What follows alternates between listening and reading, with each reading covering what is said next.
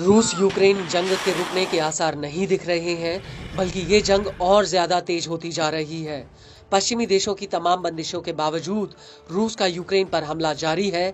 ये हमला भी कई खतरनाक मिसाइलों से किया जा रहा है, जिसकी चपेट में यूक्रेन के कई शहर धधक रहे हैं। ड्रोन से लेकर रॉकेट दागकर रूसी सेना ने जबरदस्त तबाही मचा रखी है। रूस अपने ही देश में एडवांस मिसाइलों को तैयार करके यूक्रेन को झटके दे रहा है। वहीं रूस ने अब यूक्रेन पर इंटर कॉन्टिनेंटल मिसाइल तक फायर की है। इस सब के बीच एक रिसर्च रिपोर्ट ने रूस को लेकर एक बहुत बड़ा दावा किया है, जिसमें रूस ने अमेरिका और नाटो देशों पर बहुत बड़ी बढ़त बना ली है। दरअसल Stockholm International Peace Research Institute यानी सिप्री की माने तो पिछले साल रूस का डिफेंस कॉन्ट्रैक्ट रेवेन्यू अमेरिका और यूरोपीय देशों से कहीं ज्यादा रहा है। रूस ने पश्चिमी देशों के मुकाबले हथियारों के उत्पादन में कई गुना इजाफा किया है। ऐसे में सिप्री की ओर से जारी किया गया ताजा आंकड़ा यूक्रेन को हथियार मुहैया कराने को लेकर पश्चिमी देशों की क्षमता पर सवाल उठाता है। आपको बता दें कि एजेंसी ने दुनिया की टॉप 100 कंपनियों को लेकर अपनी सालाना रिपोर्ट जारी की है। इसमें रूस की प्रमुख डिफेंस कंपनियों ने बीते साल 40% रेवेन्यू ग्रोथ हासिल किया है। वहीं अमेरिका के डिफेंस कॉन्ट्रैक्टर्स का रेवेन्यू 2.5% और यूरोपीय देशों का 0.2% रेवेन्यू बढ़ा है।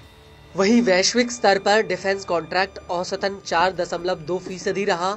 रूस ने यूक्रेन युद्ध में सप्लाई की चुनौतियों से निपटने के लिए इकोनॉमी को प्रभावी तरीके से हथियारबंद किया।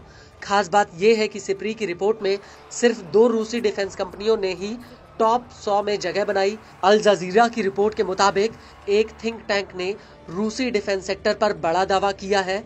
इसके तहत रूस की ज्यादातर हथियार निर्माता कंपनियों ने यूक्रेन युद्ध शुरू होने के बाद से ही अपनी वित्तीय जानकारी देना बंद कर दिया। बताया जाता है कि यूरोप के डिफेंस कॉन्ट्रैक्टर्स को राष्ट्रीय रक्षा बजट के इजाफे में कोई फायदा नहीं होता, जबकि रूस अपने सैन्य साजो सामान को घरेलू स्तर पर ही बनाता है।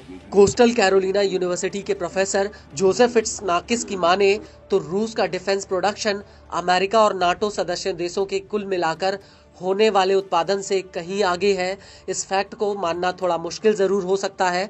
अगर रूस यूक्रेन को दिए जाने वाले पश्चिमी देशों के समर्थन से आगे निकलना चाहता है तो रूस को ऐसा करना ही होगा। आपको बता दें कि अप्रैल महीने में सिप्री ने अनुमान लगाया था कि रूस ने पिछले साल अपने सैन्य खर्च को 24% बढ़ाकर $109 अरब किया था, जो उसकी अर्थव्यवस्था का 5.9% है। इसके अलावा रूस की आर्थिक बढ़ोतरी का लगभग आधा हिस्सा डिफेंस सेक्टर से आता है। रूस के रक्षा और सुरक्षा खर्चे में से इस साल 70% का इजाफा हुआ है।